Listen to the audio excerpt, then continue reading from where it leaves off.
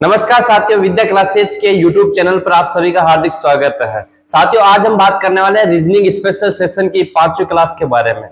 अभी तक आपने इस विद्या क्लासेज के यूट्यूब चैनल को सब्सक्राइब नहीं किया तो सब्सक्राइब कर ले और ज्यादा से ज्यादा इस वीडियो को शेयर करें। और आज हम जानते हैं हमारे इस 5वीं क्लास का पहला क्वेश्चन कौन सा रहने वाला है। तो बिना टाइम वेस्ट किए हुए हम आज की क्लास की शुरुआत करते हैं। पहला क्वेश्चन हमें दिया जा रहा है, यदि इंट्रोड्यूस शब्द को अंग्रेजी वर्णमाला क्रम में रखा जाए तो बाएं से पहले स्वर के बाएं कौन सा अक्षर होगा, यह आपसे पूछा रहा है। तो सबसे पहले हम इस क्वेश्चन का तरीका जानेंगे। तरीका जानने के बाद ही ये नीचे वाली लाइन आपके समझ में आने वाली है। तो देखते हैं पहली लाइन क्या कही जा रही है। यदि इंट्रोड्यूस शब्द को अंग्रेजी वर्णमाला क्रम में जमाए, ये जो शब्द दिया जा रहा है इस शब्द को हमें सबसे पहले अंग्रेजी वर्णमाला क्रम में जमाना है, उस ऑर्डर में जमाना है। तो पहले इसको जमाएंगे, उसके बाद में इस लाइन का अर्थ जानेंगे। तो एक शब्द दिया जा रहा है ना, और शब्द है इंट्रोड्यूस। चलो अब देखते हैं, हमें कहा जा रहा है कि इनको किसके अकॉर्डिंग जमाना है, अंग्रेजी वर्णमाला के अकॉर्डिंग जमाना है। अंग्रेजी वर्णमाला ने हमें कुल ये 9 अक्षर दे रखे इस शब्द में। इस 9 अक्षरों में से हमें ये देखना कि पहले अक्षर कौन सा आता है। तो सबसे पहले तो कौन सा आएगा, सी आएगा। जैसा जैसे जिस अक्षर को आप ले जाते हो उसके ऊपर इस प्रकार का राइट लगाते रहो, ताकि हमें ये पता नहीं रहे बाद में कि हमने कौन सा ले लिया कौन सा नहीं लिया, है ना। तो सी को ले लिया, सी के टिक लगा दो। इसके बाद में सी के बाद में था डी, डी भी है इसमें, तो डी को यहाँ पे लिख दो। डी के बाद में देखो ई, इस ई को हमने यहाँ पे लिख दिया। ई के बाद में देखो एफ इसमें है क्या, नहीं। जी नहीं, एच नहीं, आई है। आई है तो आई को हम ले लेंगे। आई के बाद में इनमें से क्या आएगा, एन आएगा, टी आएगा, आर आएगा, ओ आएगा, यू आएगा। तो हम कहेंगे इसमें सबसे पहले एन आएगा। क्या आएगा, एन आएगा। एन के भी चिन्ह लगा दिया। एन के बाद में ओ आएगा, ओ के भी चिन्ह लगा दिया। अब ओ के बाद में आर आएगा, टी आएगा, यू आएगा। आर आएगा तो आर लिख देंगे। इसके बाद में टी आएगा, यू आएगा, तो पहले टी आएगा और बाद में क्या आता है, यू आता है। तो ये जिस हिसाब से इसने कहा कि इंट्रोड्यूस शब्द को अंग्रेजी वर्णमाला क्रम में रखा जाए, तो हमने रख दिया। इस पूरे शब्द के जितने भी अक्षर है उन अक्षरों को हमने अंग्रेजी वर्णमाला क्रम में जमा दिया। अब जमाने के बाद में हमसे क्या पूछा रहा है वो हम देखते हैं। आगे हमें पूछा रहा तो बाएं से, तो बाएं से, बाएं से का मतलब होता है इधर से हमें चलना है ना, इधर से चलना है ना। तो ये क्या, तो बाएं से पहले स्वर, बाएं से पहला स्वर कौन सा है, स्वर तो हमें ई दिखाई दे रहा है पहला स्वर, ठीक है। बाएं से पहले स्वर के बाएं, अब बताओ ई के बाएं कौन है, ई के बाएं तो डी है। हाँ, अब आगे हमें पूछा है बाएं स्वर के पहले स्वर के बाएं कौन सा अक्षर होगा। तो अब हमें देखा पहला स्वर बाएं से चले तो ई मिला, और ई के बाएं कौन सा अक्षर है, डी है, जो कि हमें ऑप्शन बी में दिखाई दे रहा है, और यही हमारा राइट आंसर हो जाएगा। ये साथियों किसी भी कोई पर्टिकुलर टाइप से नहीं आया है, ये डिफरेंट टाइप के क्वेश्चन है जिन्हें हमें इस वर्णमाला के अधीन देखना है। हम 30 दिनों के इस कंप्लीट सेशन में अधिकतर इन क्वेश्चनों पे ही चर्चा करेंगे, वर्णमाला से जो डिफरेंट टाइप के क्वेश्चन आते हैं। बाकी टाइप वाइज क्वेश्चन तो हम जब कॉन्सेप्ट बेस्ड क्लास लेंगे वहां पढ़ने वाले हैं ही है। अगला क्वेश्चन कौन सा आता है देखते हैं। इसके बाद में अगला क्वेश्चन हमें दिया जा रहा है, नीतीश को याद है कि उसका भाई का जन्मदिन फरवरी माह की 15 तारीख के बाद लेकिन 18 तारीख से पहले आता है। ये ध्यान रखना, नीतीश को याद है कि उसका भाई का जो जन्मदिन आता है वो आता है फरवरी माह की 15 तारीख के तो बाद और 18 तारीख से पहले। जबकि उसकी बहन को याद है कि उसके भाई का जन्मदिन फरवरी माह में 16 के बाद में आता है। इसकी आपको पता है, इसकी बहन कह रही है कि उसके भाई का जो जन्मदिन है वो 16 के बाद लेकिन 19 के पहले आता है, 19 के पहले आता है।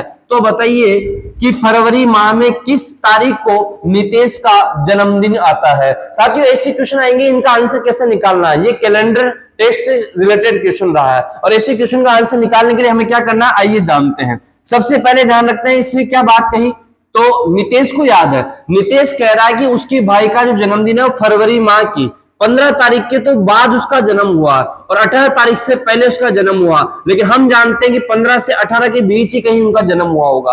15 को नहीं हुआ, 18 को नहीं हुआ, लेकिन बीच की कोई तारीख है जहां आपको पता होगा उसके भाई का क्या हुआ था, जन्म हुआ था। आगे हम देखते हैं, फिर कहा जा रहा है जबकि उसकी बहन के अनुसार देखा जाए तो बहन कहती है कि जन्मदिन फरवरी माह के 16 के बाद, 16 तारीख के बाद में, तो 16 और आगे कह रहा है कि कितनी तारीख पहले, 19 तारीख पहले आता है। इसका 16 से 19 के बीच में आता है। और उसके बाद में आपको डायरेक्ट पूछा रहा तो बताइए फरवरी माह में किस तारीख को नीतीश का जन्मदिन आता है। तो साथियों ऐसे क्वेश्चन में हमें क्या करना है, ऐसे क्वेश्चन में हमें अधिकतर है ना ये 3 तारीखें मिलती है, यहाँ 15 से 18, 16 से 19 और 1 तारीख और दी जाती है हमें, है ना। तो हमें क्या करना, ये जो प्रथम तारीखें दी जाती है, चाहे 2 हो, 3 हो, 4 हो, इन तारीखों में हमें सबसे बड़ी तारीख देखनी होती है। क्या देखनी होती है? सबसे बड़ी तारीख देखनी होती है तीनों तारीखों के अंतर्गत, तीनों में, 2 में, 4 में, जितनी भी हो।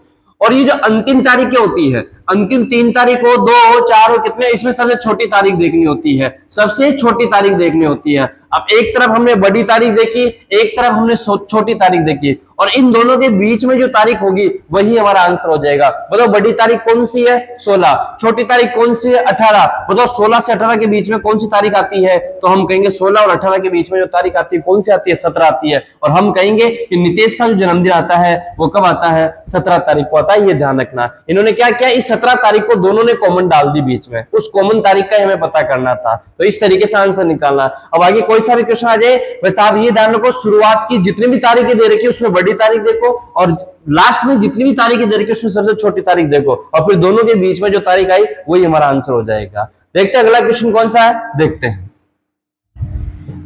नेक्स्ट क्वेश्चन हमें दिया जा रहा है, हाँ, देव ने मुकेश से कहा, देव ने मुकेश से कहा, तुम मेरे पिता की पत्नी की बेटी के बेटे हो, तो मुकेश देव का कौन है? मुकेश देव का कौन है? ऑप्शन ए है मौसेरा भाई, ऑप्शन बी पुपेरा भाई, ऑप्शन सी सगा भाई, ऑप्शन डी मामा। और फिर कहा जा रहा है आपसे कि बताइए कि मुकेश जो है वो देव का क्या लगेगा, मुकेश देव के क्या लगता है। तो ऐसे क्वेश्चन हम डायग्राम बनाएंगे, डायग्राम बना के बाद में फैमिली ट्री बनाने के बाद ही क्लियर हो पाएगा कि मुकेश देव का कौन है। तो देखते हैं।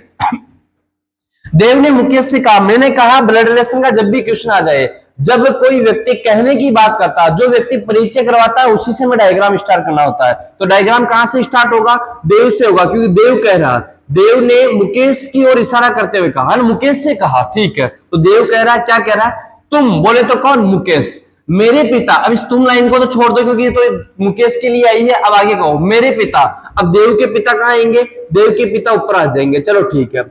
देव के पिता के बाद में कह रहा है तुम मेरे पिता के पिता, मतलब पिता के भी पिता, पिता के पिता ऊपर आ जाएंगे, चलो लिख दिया, पिता के पिता ऊपर हो गए।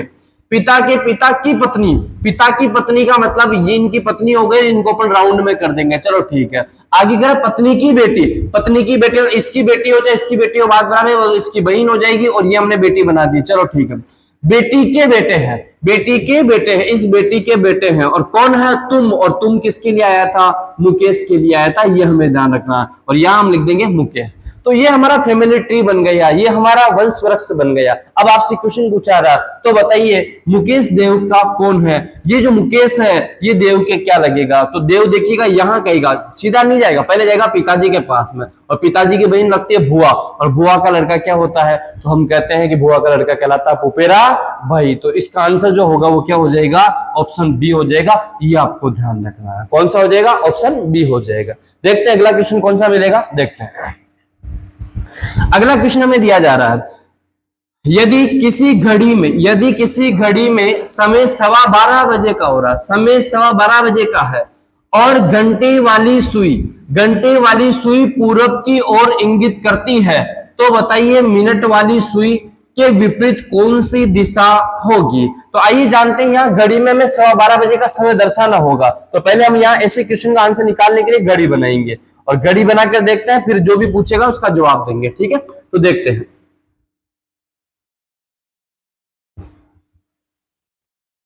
ये घड़ी बना दी, ठीक है। अब घड़ी बनाने के बाद यहाँ कह रहा समय कितना का हुआ? 12:15 बजे का समय हुआ, नाम है ना। और 12:15 का समय इस प्रकार अपन दर्शा देंगे, 12:15 का समय,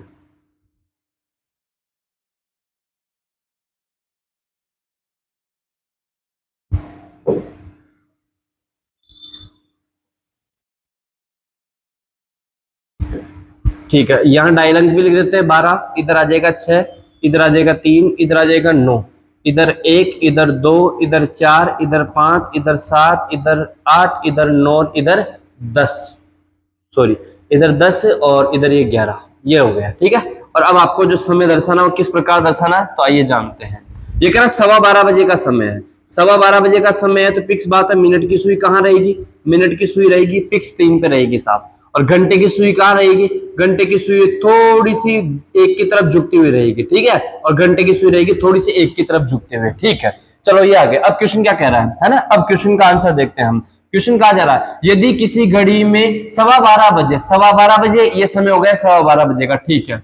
अब 12:15 बजे का है और घंटे वाली जो सुई है वो पूरब की ओर इंगित करती है। पहले आप देखिए घंटे वाली सुई है कहां पे, घंटे वाली सुई है उत्तर दिशा की ओर, लेकिन बताओ उत्तर दिशा को इसने क्या कोड कर दिया, पूरब कोड कर दिया। क्या कोड कर दिया, पूरब कोड दिया। मतलब पूरब कहां थी, यहां पे थी, और पूरब रोटेट होकर कहां पे आ गई, उत्तर की ओर आ गई। मतलब कितना डिग्री रोटेट हो गई, यहां से 90 डिग्री रोटेट हो गई घड़ी की विपरीत दिशा में। तो हर दिशा घड़ी की विपरीत दिशा में रोटेट हो जाएगी। बताओ यहां पूरब आ रही है तो यहां कौन आएगी, यहां कौन आएगी, यहां उत्तर थी, यहां उत्तर थी, ध्यान रखना है ना, उत्तर आ जाएगी। अच्छा उत्तर आ गई तो यहां कौन आ जाएगी, पश्चिम आ जाएगी। ये सब 90 डिग्री एंटी क्लॉकवाइज रोटेट हो जाएगी और इधर कौन सी दिशा आ जाएगी, दक्षिण आ जाएगी। इस प्रकार हमारी दिशाओं का क्रम बदल जाएगा जैसे ये कह रहा है, ठीक है।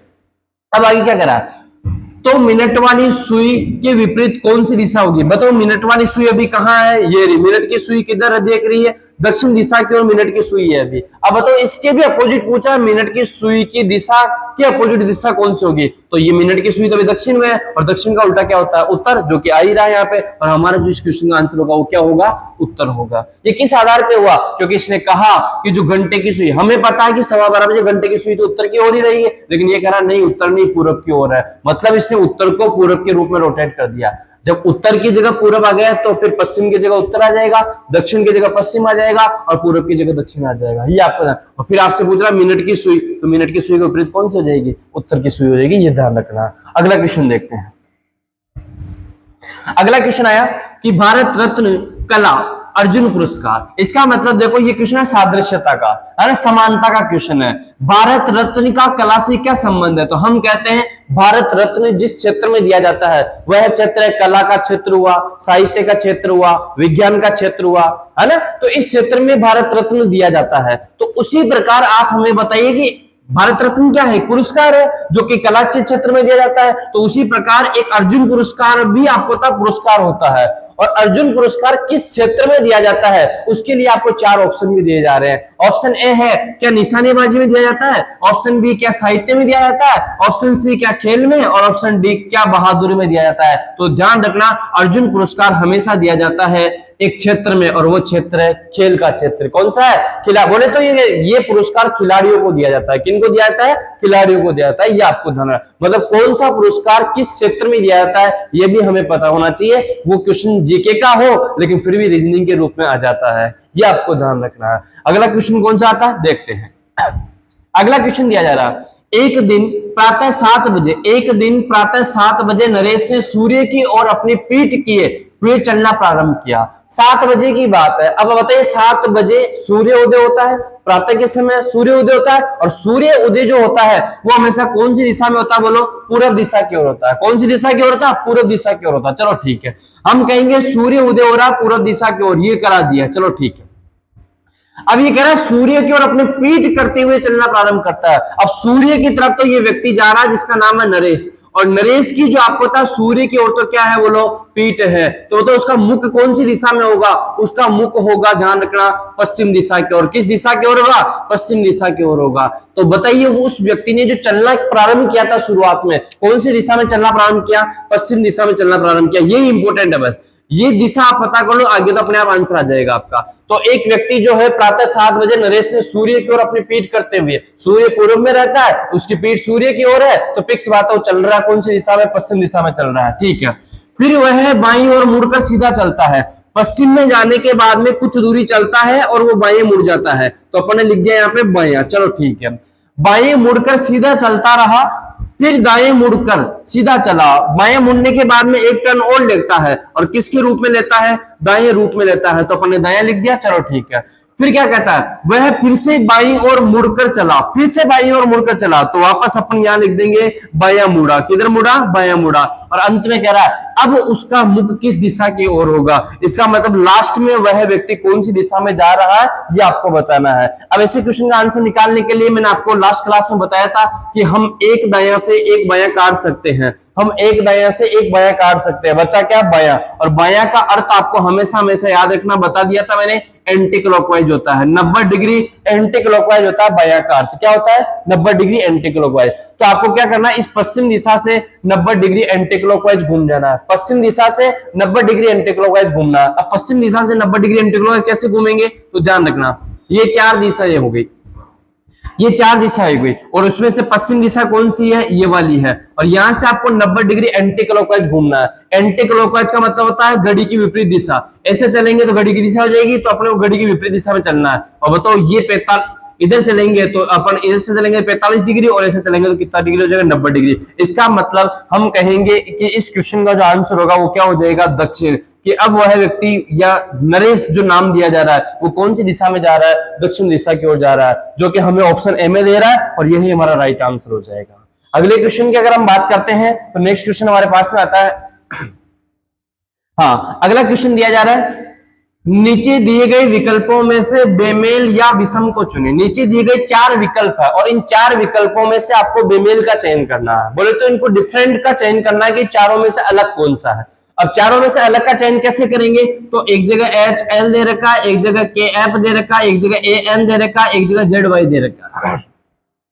अब इनका चयन हमें किस प्रकार करना है, तो हम एक चैप्टर पढ़ेंगे रीजनिंग में विजातीय छांटना, जिसको अपन बोलते हैं वर्गीकरण या क्लासिफिकेशन, और क्लासिफिकेशन में इसको डिटेल से जानने वाले हैं। लेकिन अभी फिलहाल ध्यान रखना, ये जो क्वेश्चन आया ना, ये आया अक्षरों की बनावट के आधार पर। बोलो किसके आधार पर आया, अक्षरों की बनावट के आधार पर आया, कि अक्षरों की बनावट कैसी है। अक्षरों की बनावट के आधार पर ये हमें कुछ विकल्प दिए जा रहे हैं, और अक्षरों की बनावट के आधार पर कैसे दिए गए, तो देखिएगा आप, H ऐसा है जिसमें एक लाइन, दो लाइन, तीन लाइन, L में देखो एक लाइन, दो लाइन, तो इसमें एक अक्षर में तीन लाइन, दूसरे में दो लाइन दी जा रही। चलो ठीक है, आगे देखा K में देखो एक लाइन, दो लाइन, तीन लाइन, इसमें देखो एक लाइन, दो लाइन, तीन लाइन, तो मैं कहूंगा इसमें दोनों अक्षरों में कितनी कितनी लाइनें आ रही है, तीन तीन लाइनें आ रही है। फिर देखा A में एक लाइन, दो लाइन, तीन लाइन, N में एक लाइन, दो लाइन, तीन लाइन, तो यहां भी हम कहेंगे कितनी लाइनें आ रही है, तीन तीन लाइनें आ रही है। Z में देखा एक, दो, तीन, Y में एक, दो, तीन, तो यहां भी हमने देखा तो तीन और तीन। अब अपने आप आपके समझ में आ गया होगा इस क्वेश्चन का आंसर क्या होगा, है ना। इनमें तीन लाइनों से शब्द बन रहा है, इसमें भी तीन लाइनों से वो अक्षर बन रहे हैं, इसमें भी तीन लाइनों से अक्षर बन रहे हैं, जबकि इसमें ऐसा नहीं हो रहा, नहीं हो रहा है। तो इसका आंसर क्या हो जाएगा, बिल्कुल ऑप्शन ए हो जाएगा। ये आपको ध्यान, जो डिफरेंट आंसर है वो कौन सा हो जाएगा, ए हो जाएगा। देखते हैं अगला क्वेश्चन कौन सा होगा। अगला क्वेश्चन दिया जा रहा है PQRST, PQRST है ना, VW और Z केंद्र की ओर मुख करके एक गोलाकार मेज के गिर्द बैठे हैं। आपको ये तो समझ में आ गया कि ये क्वेश्चन सीटिंग अरेंजमेंट का है, और सीटिंग अरेंजमेंट के क्वेश्चन को आप कितना ही एक साथ पढ़ लो समझ में कुछ आने वाला है नहीं है, इसलिए आप एक एक लाइन का हिसाब, एक एक लाइन का डायग्राम आप बनाते चलिएगा। सबसे पहले कह रहा है कि 4 और 4 8 व्यक्ति हैं, और 8 व्यक्ति केंद्र की ओर मुख करके बैठे हैं। केंद्र की ओर मुख करके बैठे तो 8 व्यक्तियों केंद्र की ओर मुख करके बिठाओ पहले, है ना, ये ध्यान रखना। और केंद्र की ओर मुख करके बिठाते हैं 8 व्यक्ति को, तो इस प्रकार बैठेंगे, ठीक है। 8 व्यक्ति को हम बिठा रहे हैं केंद्र की ओर, ये बिठा दिया, चलो ठीक है। अब इन 8 व्यक्तियों को कैसे बिठाना, केंद्र की ओर मुख करके बिठाना है ना, तो केंद्र की ओर मुख करके ऐसे बिठा दो कि, है ना, आमने सामने बिठा दो सबको। एक ऊपर हो जाएगा तो एक नीचे हो जाएगा, ठीक है। एक इधर हो जाएगा तो एक सामने इसके इधर हो जाएगा, एक इधर हो गया तो एक इसके अपोजिट ये वाला हो जाएगा। ये 8 व्यक्ति हो गए साहब पूरे, ठीक है। और मैंने बताया बैठक व्यवस्था की 2-3 चीजें बताइए आपको, कि हमेशा क्वेश्चन आपको नीचे से स्टार्ट करना, पहली बात। दूसरी बात, क्वेश्चन जब तक स्टार्ट नहीं करना जब तक एक लाइन में हमें कहीं दायां या बायां नहीं मिल जाए, है ना, ये आपको देना। तो हमने कहा PQRSTVW और Z केंद्र की ओर मुंह करके बैठे हैं। अभी नाम लिख लेंगे, लेकिन बिठा दिया 8 व्यक्ति को, पर जरूरी नहीं है उसी क्रम में, हाँ इस क्रम में बिठा भी नहीं रहे हैं। आगे कह रहा है SP के दाएं तीसरे स्थान पर है, कोई फर्क नहीं पड़ता, दायां शब्द आ जाना चाहिए बस, और वहीं से क्वेश्चन स्टार्ट कर देंगे। ये कह रहा है S जो है P के दाएं तीसरे स्थान पर है। अब S और P के दाएं तीसरे स्थान पर, तो S और P दोनों में से अपन यही बिठाएंगे एक को, है ना, यही से क्वेश्चन स्टार्ट करेंगे। लेकिन यहाँ किसको बिठाएंगे ये भी हमने क्लियर कर लिया था कि जिसके साथ के लगा हुआ होता है उसको अपन यहाँ बिठाते हैं, और के किसके साथ लगा हुआ है, पी के साथ में, तो यहाँ अपन लिख देंगे पी। अब कह रहा है एस जो है पी के दाएं तीसरे स्थान पर है, हमारा दाया पी का दाया, तो हमारा दाया पहला, दाया दूसरा, दाया तीसरा। ये कह रहा है एस जो है पी के दाएं तीसरे स्थान पर है। एस को अपन ने पी के दाया पहला, दाया दूसरा, दाया तीसरे स्थान में बिठा दिया। अब आगे क्या कह रहा है, पी वी के दाएं दूसरे स्थान पे बैठा है। देखो मैंने कहा था आपको कि ये लाइन इस डायग्राम में अगर आप कंटिन्यू करना चाहते हो तो उसकी एक शर्त है कि जितने व्यक्ति आपको दिए जा रहे हैं उतने व्यक्तियों में से एक व्यक्ति ऑलरेडी आपके डायग्राम में रहना चाहिए। हमने कहा पी वी के दाएं दूसरे स्थान पर है, बोलो पी इसमें है क्या, हाँ है, बस एक आ जाना चाहिए, इसको आप कंटिन्यू कर सकते हो। अब क्या कह रहा, पी वी के दाएं दूसरे स्थान पर है, ये जो पी है ये वी के दाएं दूसरे स्थान पर है, इसका मतलब वी यहां पे आएगा, वी का दाया पहला और दाया दूसरा कौन सा हो जाएगा, पी हो जाएगा। बिल्कुल सही है, इस लाइन को हमने कंटिन्यू कर दिया। आगे देखो, आर वी के बाएं दूसरा है, आर वी के बाएं दूसरा है, लेकिन आर और वी दोनों में से कोई एक यहां आ जाना चाहिए। आर वी है यहाँ पे, तो कंटिन्यू कर देंगे। आर वी के बाएं, वी का बाएं कहां पे, इधर आएगा, वी का बाएं ऊपर की तरफ होगा और बाएं कौन सा, दूसरा, तो यहां लिख देंगे आर जो है वी के बाएं दूसरा हो गया। और आगे क्या करा, और क्यू के दाएं तीसरे स्थान पर। देखिएगा ये और शब्द आता है ना, ये हमेशा आता है फर्स्ट पर्सन के लिए, किसके लिए आता है, फर्स्ट पर्सन के लिए, और यहाँ फर्स्ट पर्सन कौन है, आर है, ये आपको ध्यान है। तो आर की दो कंडीशन दी जा रही है। आर की एक कंडीशन तो दी कि वी के बाएं दूसरे स्थान पर है, और दूसरी कंडीशन ये क्यू के दाएं तीसरे स्थान पर है। अब आपको क्यू को इधर कहीं बिठाना है ताकि दाएं तीसरे नंबर पे कौन आ जाए, आर। अब यहां बिठाएंगे तो यहाँ दाया पहला दाया दूसरा ही होगा, यहां बिठाएंगे क्यू को तो हाँ दाया पहला दाया दूसरा दाया तीसरा, बिल्कुल सही बात है। तो क्यू का स्थान कौन सा हो जाएगा, ये वाला हो जाएगा। अब आगे देखते हैं, आगे कह रहा है डब्ल्यू जो है वी के बगल में नहीं बैठा है, डब्ल्यू वी के बगल में नहीं बैठा है, तो ध्यान रखना वी यहां पे है, न तो डब्ल्यू यहां आएगा न यहां आएगा, क्योंकि वो वी के क्या हो जाएगा, बगल में हो जाएगा। तो फिक्स बात है कि डब्ल्यू का जो स्थान होगा वो कौन सा हो जाएगा, ये वाला हो जाएगा। अब आगे एक लाइन कही जा रही है कि जेड जो है वो टी के दाएं दूसरे स्थान पर है, जेड टी के दाएं दूसरे स्थान पर है। अब न तो यहाँ पे जेड है और न यहाँ पे टी है, लेकिन अपन करेंगे भी क्या, अपने पास लाइन भी एक ही है, तो अब अपन को यही बिठाना पड़ेगा, जेड टी के दाएं दूसरे स्थान पर है। अब अगर अपन यहाँ टी को बिठा दे तो जेड यहां आएगा और जेड यहां आएगा, तो देखो वो तो जेड का इस टी का क्या हो गया, बाया हो गया, बाया पहला बाया दूसरा। ये कह रहा है जेड जो टी के दाएं दूसरे स्थान पर होना चाहिए, इसका मतलब टी को अपने को यहां बिठाना पड़ेगा ताकि यहां पर कौन आ जाए, जेड आ जाए, कौन आ जाए, जेड आ जाए। अब देखो टी का दाया इधर ही है, तो दाया पहला दाया दूसरा कौन हो गया, जेड, तो इसने कहा जेड टी के दाएं दूसरे स्थान पर, हाँ टी का दाया पहला दाया दूसरा जेड आ गया, बिल्कुल सटीक। तो देखो 8 के 8 व्यक्ति को हमने सटीक बिठा दिया। सिटिंग अरेंजमेंट में आंसर देना बड़ी चीज नहीं है, सिटिंग अरेंजमेंट में डायग्राम को सही बिठाना सबसे इंपॉर्टेंट है। तो आइए जानते हैं क्वेश्चन क्या पूछा रहा है कि आर की दाई बगल में कौन बैठा, आर की दाई बगल में कौन बैठा, आर यहां पे है। अब आर नीचे की तरफ देख रहा है और आप अपने आप में देखो, आप जब ऐसे बैठेंगे तो आपका दाया ये होगा, आपका बाया ये होगा, तो उसी प्रकार आर का जो दाया होगा वो ये वाला हिस्सा होगा और आर का जो बाया होगा ये वाला हिस्सा होगा। आपसे पूछा आर के दाई बगल कौन सी है, तो आर के जस्ट दाई बगल में कौन आ रहा है, टी आ रहा है, जो कि हमें ऑप्शन बी में मिल रहा है और यही हमारा राइट आंसर हो जाएगा। ये आपको जानना। तो ये क्वेश्चन था सिटिंग अरेंजमेंट का, और साथ ही हमने लास्ट क्लास में देखा था 5-5 व्यक्तियों को बिठा रहे थे, 6 को बिठाए। आज हम इतने परिपक्व हो गए कि हमने 8 व्यक्तियों को भी उसी तरीके से बिठा दिया, और धीरे धीरे और लेवल के क्वेश्चन लेके आऊंगा, लेकिन तरीका हमारा एक ही रहेगा जो हमने सीखा है। आइए जानते हैं अगला क्वेश्चन कौन सा होगा।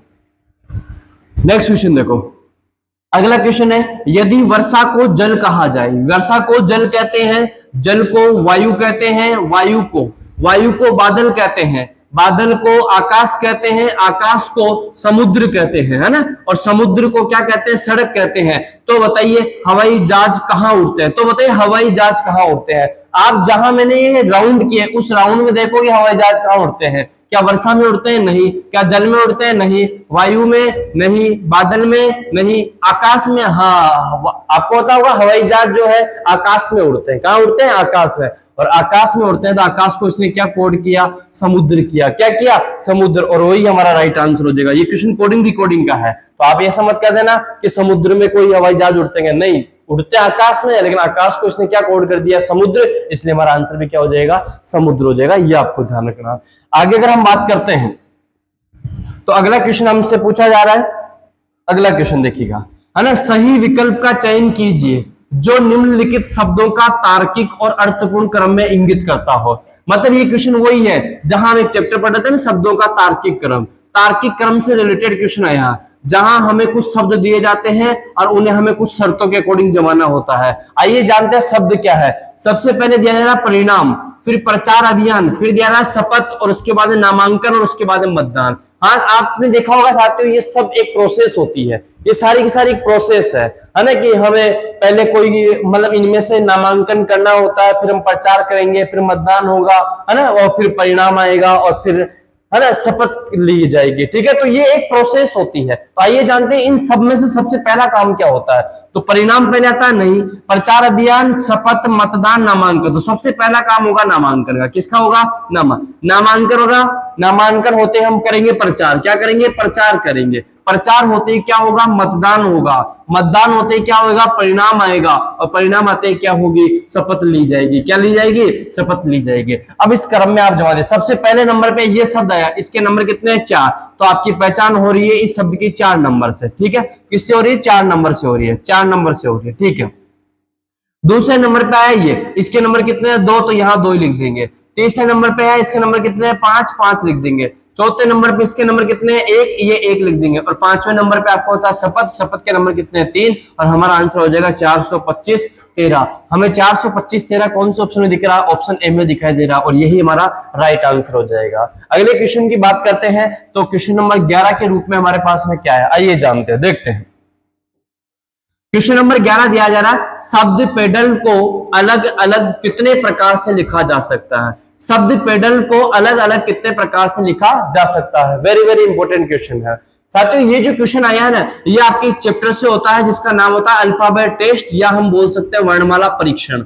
वर्णमाला परीक्षण का ये क्वेश्चन है, जिसको हम कहते हैं सार्थक और निरर्थक शब्द ज्ञात करने के लिए हमसे ये क्वेश्चन पूछा जाता है। ऐसे क्वेश्चन का आंसर निकालने के लिए हमें क्या करना होता है? ऐसे क्वेश्चन का आंसर निकालने के लिए हमें फैक्टोरियल, है ना, फैक्टोरियल साइन लगाना पड़ेगा। और फैक्टोरियल साइन में क्या करना पड़ेगा? हमें देखना पड़ेगा इसमें कितने अक्षर है। 1 2 3 4 5 6 7 7 अक्षर है। 7 के 7 अक्षरों को आप यहां लिख दीजिएगा। फिर आपको ये देखना है क्या कोई अक्षर रिपीट हो रहा है क्या? बिल्कुल हो रहा है। देखो डी कितनी बार आ रहा है? 1 2 3 बार डी आ रहा है। तो जो अक्षर रिपीट होते हैं उसको अपन यहाँ बटा लगाकर इस प्रकार लिख देते हैं। अब हमें कुछ नहीं करना है, इनको खोल देना है। बताओ आप 7 का फैक्टोरियल कैसे निकालते हैं? तो हम जानते हैं 7 का फैक्टोरियल निकालना है ना। 7 का फैक्टोरियल कैसे निकालेंगे? तो 7 का फैक्टोरियल निकालेंगे 7 into 6 into 5 into 4 into 3 into 2 into 1, और इसको खोलेंगे तो इसको 3 का फैक्टोरियल खोलेंगे तो 3 इंटू 2 इंटू 1 लिख देंगे। ठीक है, अब आप इनको काट दीजिएगा। 3 2 1 से 3 2 1 कैंसिल कर गया। 4 इंटू 5 किया 20, 20 इंटू 6 किया 120, और 120 इंटू अगर 7 करते हो तो 12 इंटू 7 करते तो आप जानते हो 84 आता है। आगे क्या लगा दो 0, और हमारा आंसर हो जाएगा 840। मतलब इस पेडल शब्द को हम अलग अलग कितने प्रकार से लिख सकते हैं? 840 प्रकार से लिख सकते हैं। ये आपको ध्यान रखना, जो कि हमें ऑप्शन बी में दिखाई दे रहा है, और यही हमारा राइट आंसर होगा। आइए जानते हैं अगला क्वेश्चन कौन सा होगा, देखते हैं। नेक्स्ट क्वेश्चन क्या दिया जा रहा है? अगला क्वेश्चन दिया जा रहा है, यदि 1 जनवरी मंगलवार को पड़ती है, 1 जनवरी की जो तारीख है मंगलवार को पड़ती है, तो जनवरी महीने में कितने मंगलवार होंगे? ये क्वेश्चन आपसे पूछा रहा है।